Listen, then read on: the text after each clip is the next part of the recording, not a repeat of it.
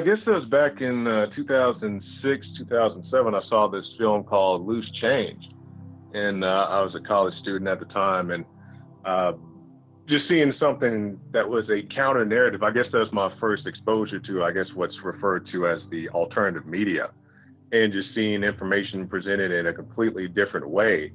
And that really made me start to question some things. And when you look at things such as 9/11, regardless what you think about it, you have to understand, all the people out there listening to this podcast or this broadcast, that there are people on the 9/11 Commission who aren't satisfied with the way that investigation was handled. They feel that their investigation was rushed, or they didn't have adequate information at the time. And that alone, in my opinion, is worth taking another look at it. There's a lot of unanswered questions I have. I'm not saying that George Bush stuffed the trade centers with dynamite, but it's just stuff like that. Just the basics of that, I think, deserves another investigation. And that kind of sent me on the quest for answers in other areas as well. 2006, we lived up in Long Island, New York, and that's where my wife's from. And so one of my jobs up there was I drove for a Boar's Head route, and so I was bringing my truck back to where we park it and store it. And my wife calls me and she says, "Hey, look up in the sky. Have you ever noticed these grid patterns that are kind of forming up in the sky? I've never really seen them before like that." So that's when she started, it was about the same time that Al Gore's documentary on the environment came out. And so we started researching that, and that's when she goes, "Hey, have you ever heard of chemtrails?" Uh-oh. And down to Wabbit Hole we go. It was somewhere between reading the Bible and reading 1984 that I really started to wake up. And I realized that there were these cycles that, although it wasn't the same people and the same events or even the same time period, there was kind of a pattern of tyranny that was going on.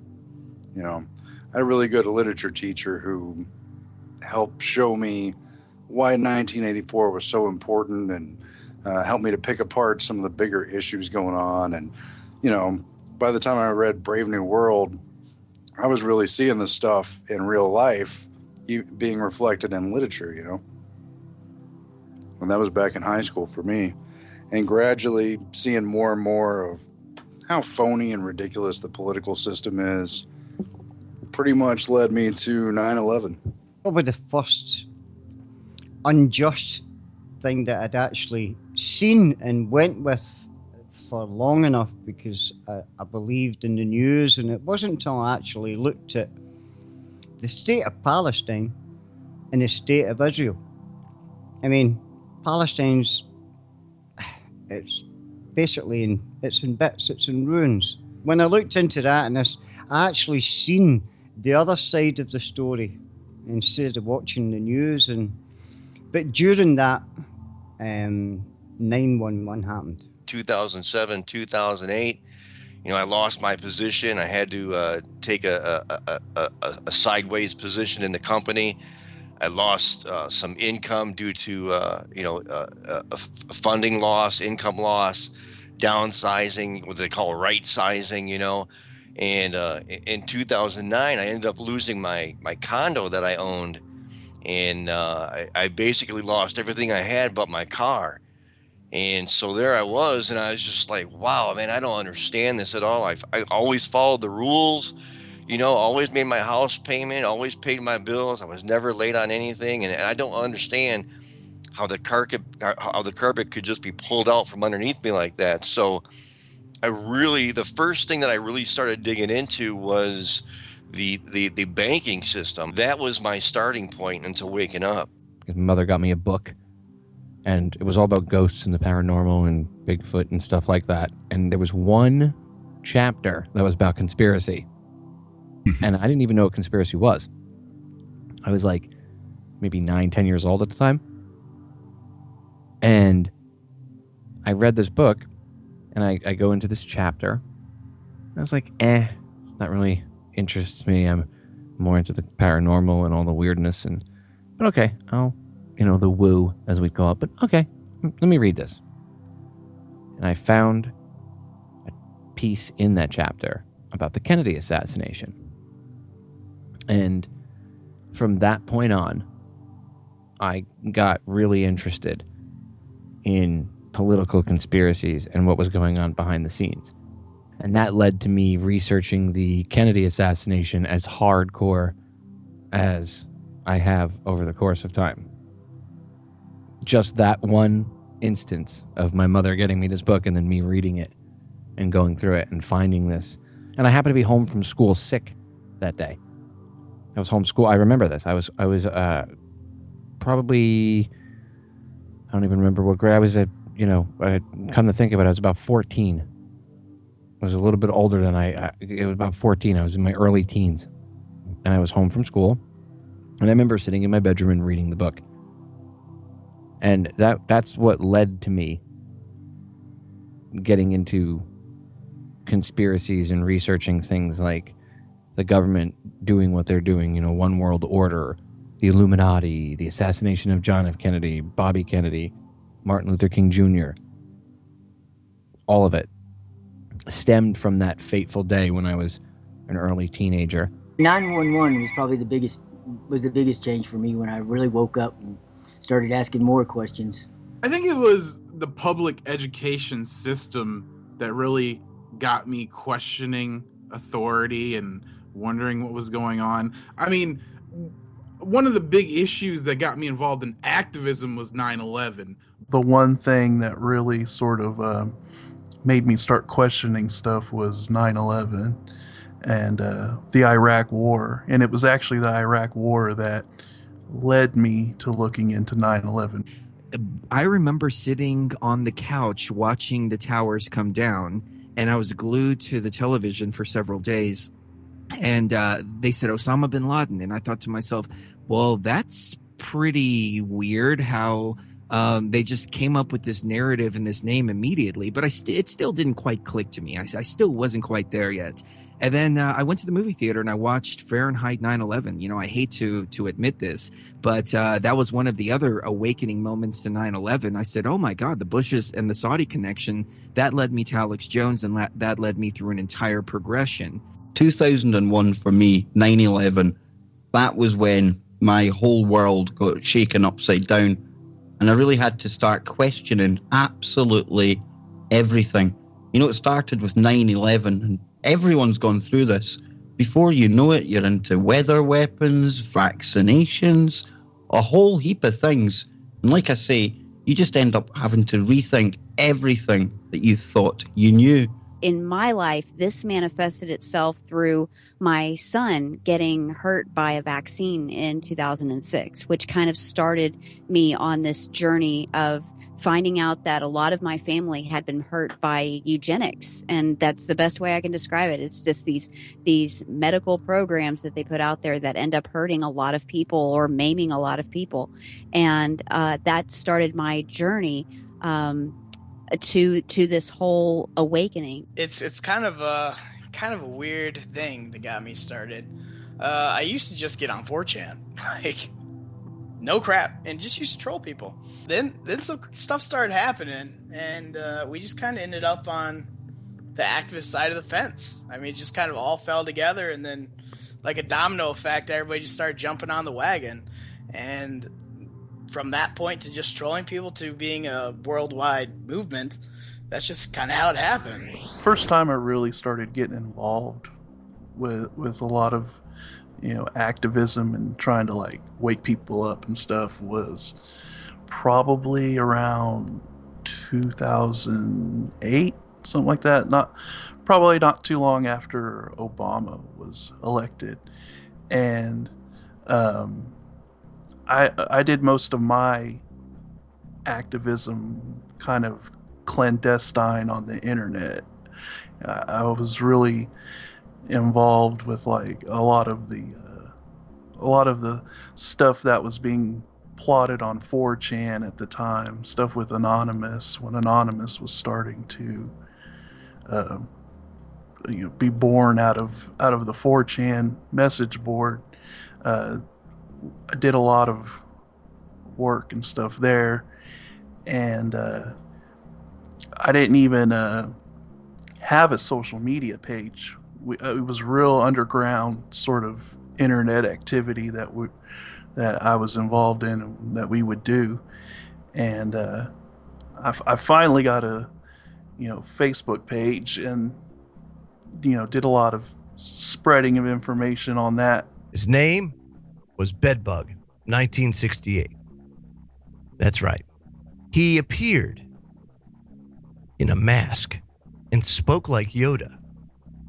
And I couldn't understand for the life of me why somebody who was speaking some pretty intelligent crap would do so, speaking like Yoda wearing a ski mask with a sheet behind him, right?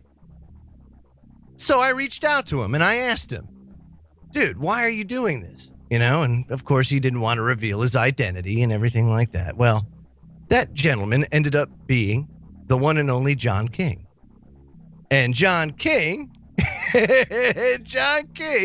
and I have been embarking on this stuff in one way, shape, or form ever since then. Starting first with the Freedom Link as a YouTube form of activism, starting back in 2006 is when we started doing that. And we've kind of gone on ever since, man. Yeah, we did Blog Talk Radio, and then we went over to Orion Talk Radio, and then we did Unbound Radio, and then here we are, Truth Frequency Radio. I started right after I saw Zeitgeist, and I started, I was doing all this research at the same time. It was like I said, within this 2-week period, all this happened to me, and it was, like a thunderclap. And when it hit me, I realized, I had to do something. So I didn't know what to do. I was like, what do I do? So I did a little research on my laptop, and I found a meetup. I'm sure you've probably heard of meetup.com. And they have little, you can go on the website and you can find meetups, physical meetup groups for whatever you're into around you. And I found one for what eventually became We Are Change. Because Luke Radowski, who's a good friend of mine, Luke was just getting into this at the same time. And Federal Jack was just being born by the two guys who had the idea to put it together. And as that was coming up, I met them and I joined in with them. And they ended up giving me control of the site because they used to have it that there was one of the guys that helped found it, Alex, used to be the filter for the website, basically. So you would submit something and he would, look at the article and see if it was good or not and put it up. Well, I would inundate them with hundreds of articles and links each day. They couldn't keep up with me. So they said to me, can you just run the site? Because we can't keep up with you. And they handed me the keys to Federal Jack. And from there, we just started going out and doing street actions. I mean, I was already walking around printing out flyers or getting copies of Restore the Republic magazine, which was put out by Gary Franchi and his crew. They put that was going on at the time. We were printing our own flyers. We were burning DVDs. We were, loose change, anything we could get our hands on, truth documentary wise, that actually had good, factual information in it. Kev, the host of the Kev Baker show, he was going to Bilderberg at the time, and I got to know him on Facebook, and he paid me a visit, and just seemed to click. Do you know what I mean? Kev was into making YouTubes, making videos and things, and I would always watch him. Do you know what I mean? Because it's always interesting, and I like the way that Kev brings it across. He explains things quite well, and that's when Kev started the Kev Baker show, and well, that's 400 and odd episodes now, and I honestly can't believe I'm doing this, because I would never in a million years, I don't have the knowledge for doing this, and that's why I'm glad I'm the co-host, because I couldn't do what Kev does. He does a fantastic job of hosting the show, but I love being part of it. I don't bring enough to the table, but I just love being part of the show and part of the TFR setup. It's really good. Occupy Wall Street, I was just curious as to, what it was all about. And so I just went out, and like I said, it wasn't me personally, but I just went out and engaged the occupiers, the protesters, and I really were trying to learn from them, why they were out there. And various people have various reasons. I've heard very good reasons, very bad reasons for Occupy Wall Street. Right. But the people I had a chance to run into were, very intelligent, very well spoken. One of the guys, I've seen him on multiple shows, talking about Occupy Wall Street, and just to see that kind of grassroots, of course, any type of event can get easily infiltrated and hijacked by powers that be. But at least the people I had a chance to meet, had very eloquent and intelligent answers. So that was kind of my first experience being educated, by activists in the streets. And, when I first started to talk to people about, various things that I, thought was, interesting in the news cycle, was just, my friends and family, maybe people at church or whatever.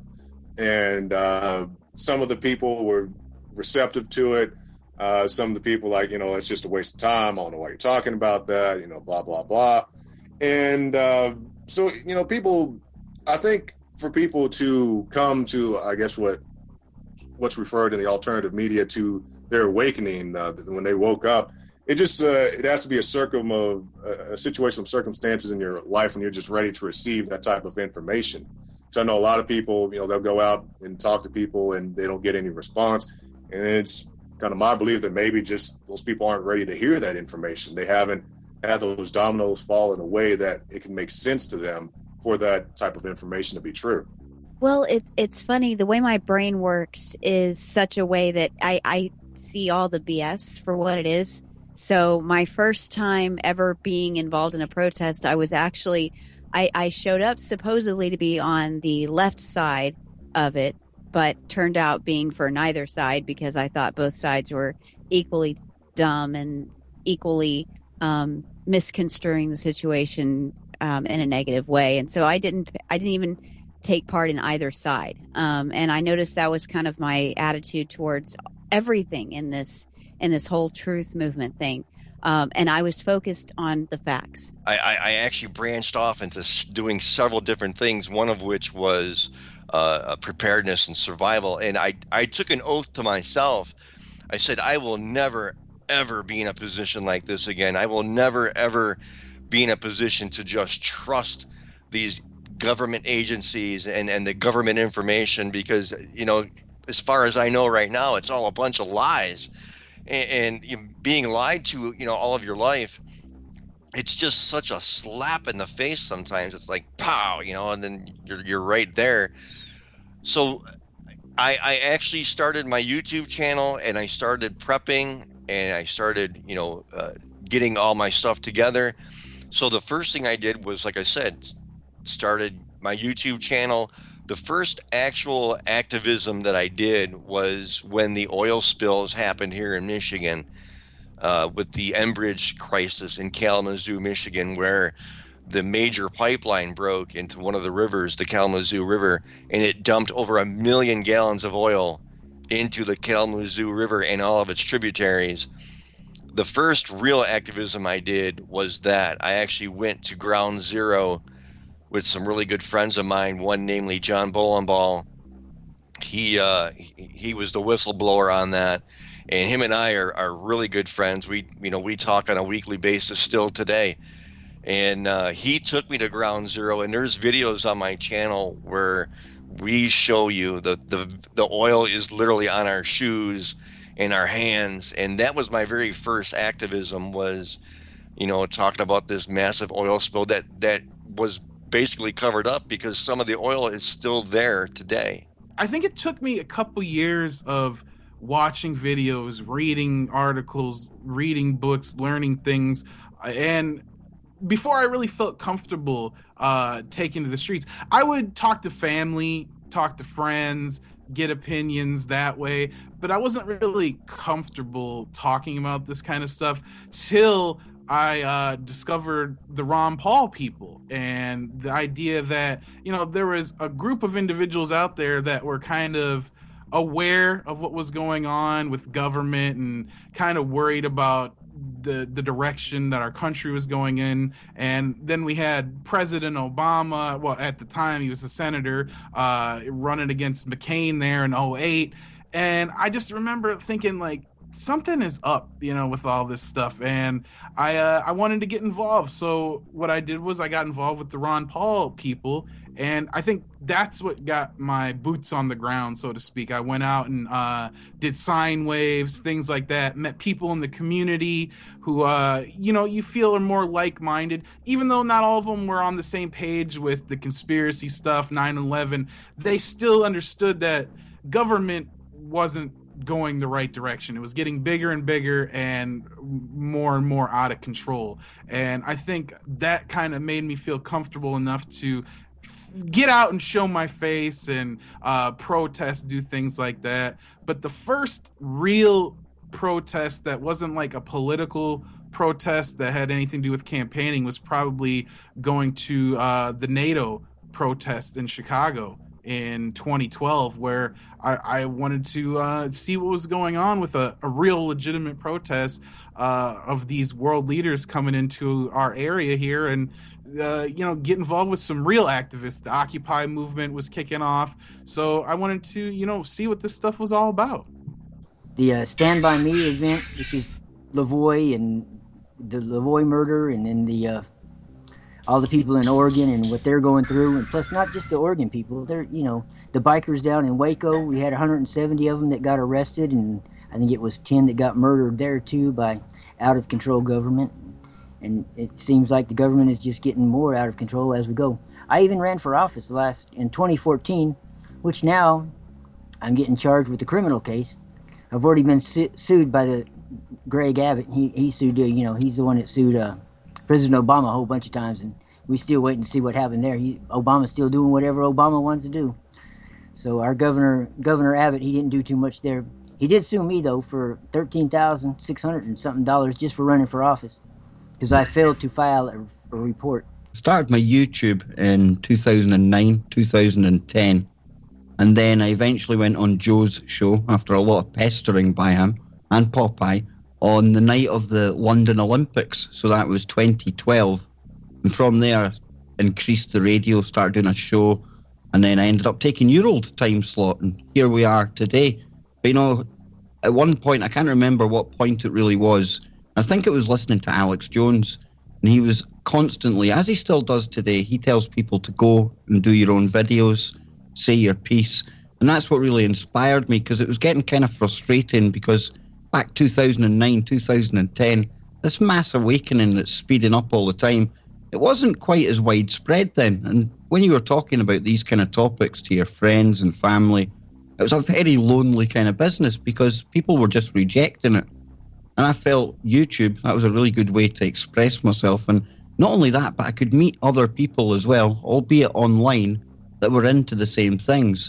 They too were opening their minds. They were starting to question things. And it made things a bit less lonely for me, if that makes sense, Ken. My first project, it's not super flashy. It wasn't a Million Mask March. It wasn't some big anonymous organization. It wasn't millions of us, but it was actually a couple hundred, and it was up by where I live. And there was a Walmart that was coming into our area. And I live in a small northland. There's trees. There's a lot of trees and bears. There's not a lot of people up here. So, the fact that we could put up 100 anonymous members in front of a mayor's office, that was a big deal. It's like, oh my God, they're here. It was one of those moments. It's like, they're here too. They're not just in the cities.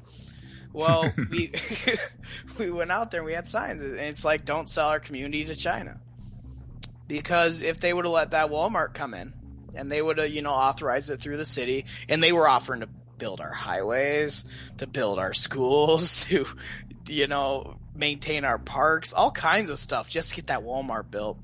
And we went out there and it's like, don't do it, because if you let this Walmart come here, the first thing they are going to do for the first year of their business is they are going to check everybody's prices for every small individual owned business here, and they're going to undercut every last single one of you until none of you have a store anymore, a little shop, that you're proud of. You won't have that anymore because they're going to undercut everybody, and it's all going to be gone.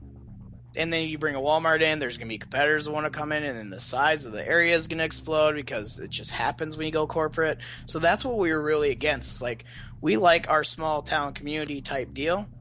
Don't bring in these corporations, especially when their soul is sold to China to begin with. That was a big deal. It's like, don't let them come in and destroy our community. I got into the rap scene for a while, but not as a rapper, as a producer. And I would write beats, and I hooked up with a record label in Dallas. And they said, hey, come over here and spit some stuff on the mic. And I'm like, nah, I didn't have the voice for it. And I did, and I still have a couple of my old quote-unquote gangsta tracks.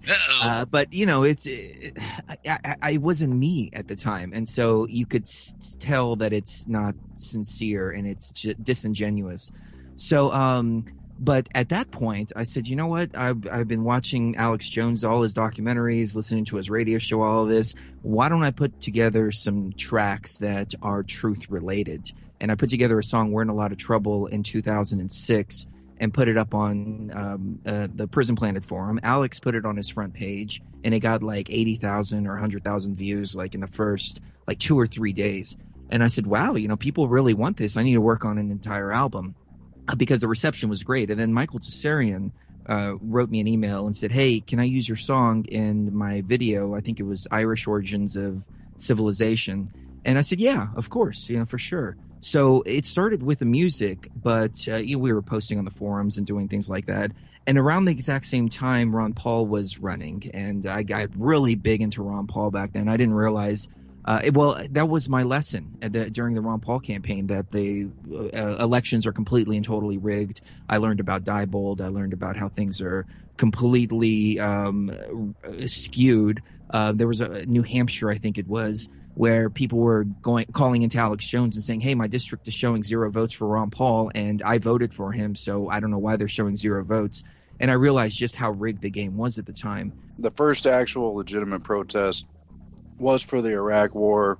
Well, it was before it started, but in the lead up to it, when they were really heavily propagandizing, like February 2003, I think. And that was important to do because there was a big shout out. A lot of people saw what ended up coming. Total lies about WMDs and all the rest of it. But you get a window into the protest crowds too. Everybody has the same chance at every protest you go to. People just love to regurgitate stuff. I don't know how deeply people are thinking at these protests. I really don't know.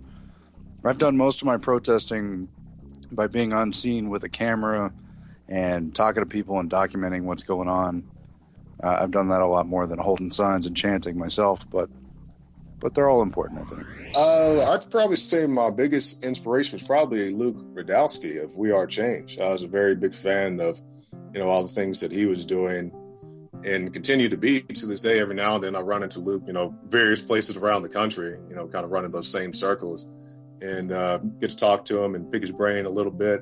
And it's very impressive to me, what the guy's been able to do with the little bit that he has. And there are other people out there as well that I like. You guys were talking about, or at least earlier in the broadcast, maybe it was on the other show I was listening to, they were talking about Joy Camp, and there's many different people out there. I'd be remiss to try to name them all. And it's not always people who, have a show or some type of broadcast, just various activists I meet, guys like Cody Wilson, he's probably one of the few true anarchists that I've ever met. I'm not personally an anarchist, but that guy takes it seriously, because I meet a lot of anarchists or supposed anarchists in the streets. I'm like, well, if the power grid goes down, you guys aren't going to be able to play your Xbox, and then they think about things in a different way. But this guy, he's real with it. He's saying, he's got the printable gun technology, the dark wallet, and all that stuff.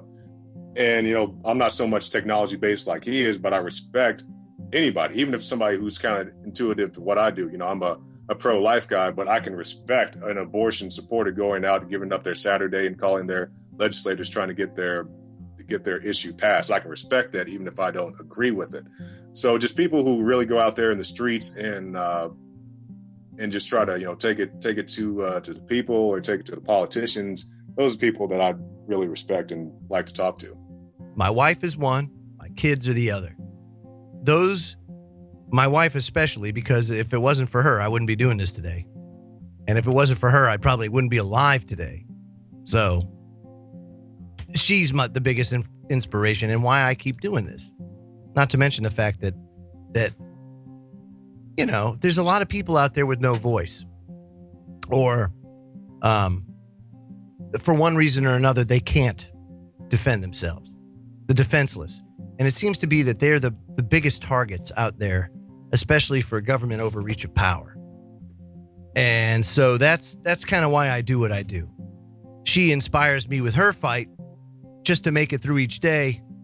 And that helps me fight to kind of push back against all the bullshit that's going on. You were one of my big inspirations as far as the truth movement. Make Electric was huge in my early days. There were so many channels back then, 2009, 2010. If you remember, truthers were popping up out of the woodwork. The Truther Girls were huge back then. Barbarian Rebellion, all those people were just front and center, and they were intelligent too. I mean, these weren't people that were just, slapstick truthers. I mean, these people, they knew what they were talking about. You can tell what they knew what they were talking about, and the movies and the documentaries and everything that was going on when YouTube was great, back then. One of my heroes, and I've actually got him tattooed on the inside of one of my arms, is Leonidas. Now, I'm sure you know who Leonidas is, correct? Mm-hmm. Yeah. Okay. And you've heard the story of the 300 Spartans, and they made a movie about it and blah, blah, blah, blah, blah. So Leonidas, I was always into Greek mythology when I was a kid. As I said, I've bought into that whole, story of the hero. Not so much maybe superhero. They call them superheroes today, but maybe they might have called them gods back in the days of ancient Greece, whatever. But these hero stories, I always liked that. And usually the guy was, the black sheep nobody liked or whatnot. And I could relate to that in many different ways, right? So I always felt that I was here for something different. My mother, even from the time I was a kid, she would pull me aside. We would have conversations. My mother was a very deep lady, and as far as I can remember, going back to like 6-7 years old, she had told me, she'd pull me aside sometimes and have a little conversation with me, and she'd be like, you're here for a reason. She said, everybody's here for a reason, but you're special. And I was like, you think your mom's just telling you that. And as I got older, she explained to me, I don't mean, oh, my little boy, you're special. She said, of course, I'm your mother. I love you, but that's not what I mean. What I mean is you're here because you're supposed to help people. I mean, this was a real conversation that I had multiple times with my mother, even before she died, a couple days before she died. And I was at her bedside holding her hand, talking to her, and her and I had a very private conversation. We had a conversation about this. And she reminded me. In fact, she said to me, if you'd, it makes me chuckle, get a little teary-eyed thinking about it at the same time. But she said to me, because I used to get in a lot of trouble when I was younger, and she said she died at a young age, and she said to me, if only you'd use your forces for the power of good. Oh man, wow. I have a lot of inspirations, I guess. As far as like getting information out there and stuff like that, I would have to say like Alex Jones and stuff was like my biggest inspiration in the beginning to, for waking people up and stuff, because just the documentaries and the quality of stuff that they would put out was like, wow. It wasn't just some flaky YouTube video. They were putting together really good production stuff and putting the message out, really, really well.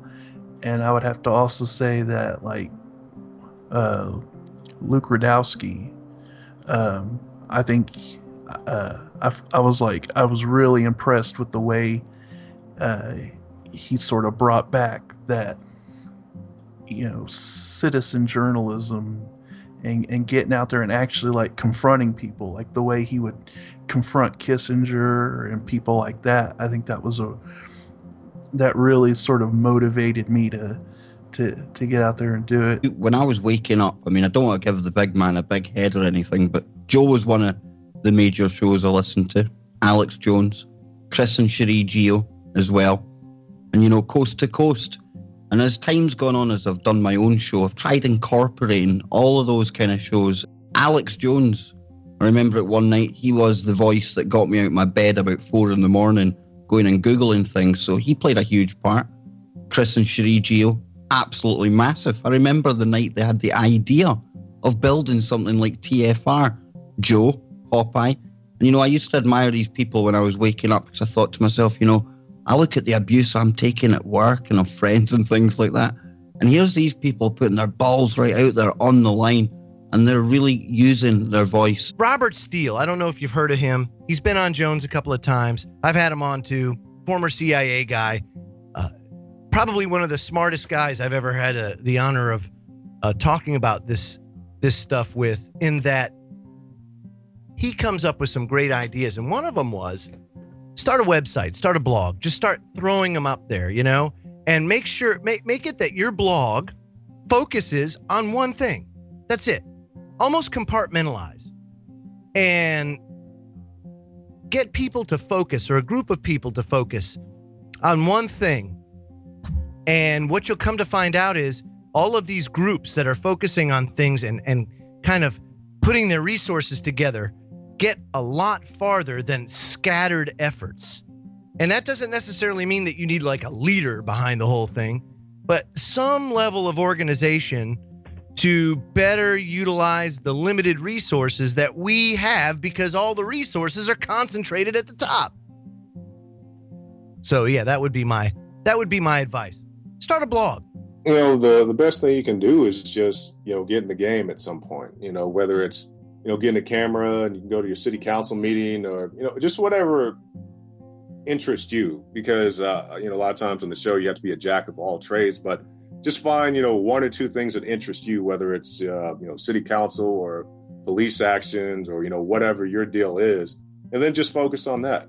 And, get on YouTube, or you can get a platform like what you have here at the radio show, and that reaches people. It may be a very slow burn, but people start on Access TV, and eventually they end up running their own company. So just get in the game at some point. Now, some people would say you have to get into journalism school. That can help to an extent. I think it definitely helps in terms of learning production.